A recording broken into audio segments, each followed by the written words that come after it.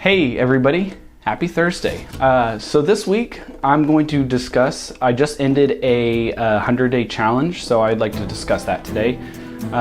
So what this challenge was 100 days of vegetarian diet. Now I started off trying to be a little bit more strict, where I would just eat like, eggs and then some Greek yogurt to help get some of the protein in instead of going complete vegan. But then it started sliding really quickly into just, still eating cheese and dairy and, making it more vegetarian. But I did stay away from, red meats, white meats, any kind of that.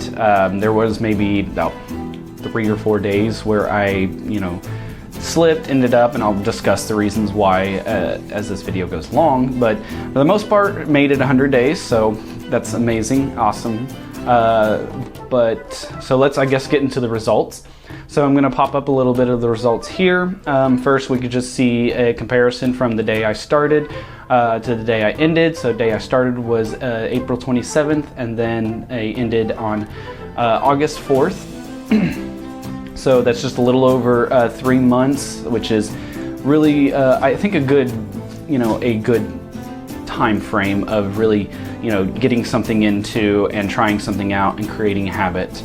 But anyways, you can see with my weight gained 3 pounds.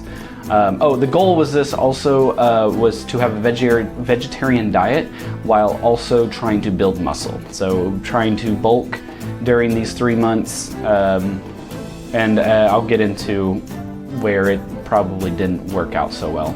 So again, gained 3 pounds, gained 0.5% of body fat, and then of those 3 pounds that I've gained, 1.6 of it was the lean body mass, which can mostly be muscle, but could also be bone density as well.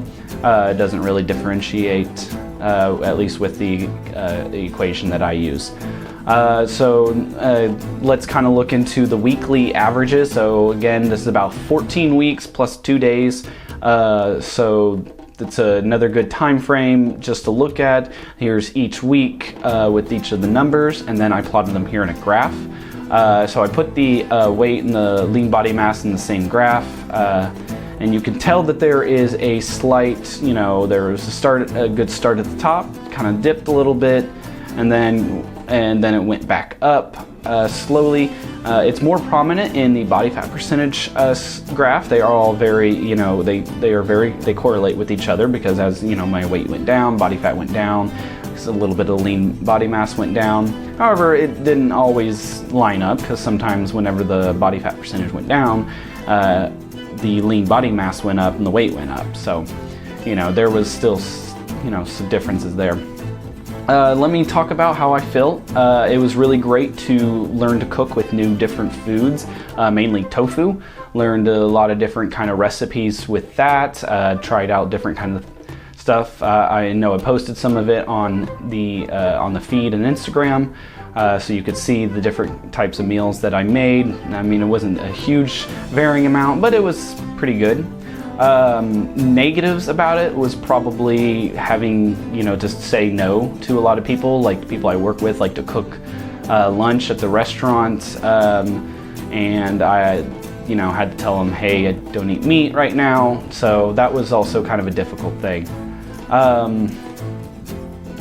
So I also, here is also the results of my measurements, and these are where the negative portion kind of comes in, because as you can see, I started that one on April 1st, and then, ended it with measurements, on August 4th. And there is definitely a decline in all my measurements, which means there should be an increase if I gained muscle, because muscle is prominent. Sure, body fat will also take up some of that space too, but, the goal was, you could tell that I also, didn't have as much lean body mass. My body fat percentage wasn't that much of a difference, but still.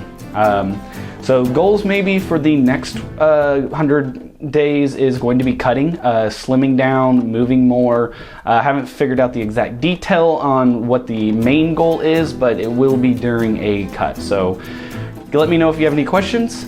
Always stay happy, stay healthy, and stay hydrated.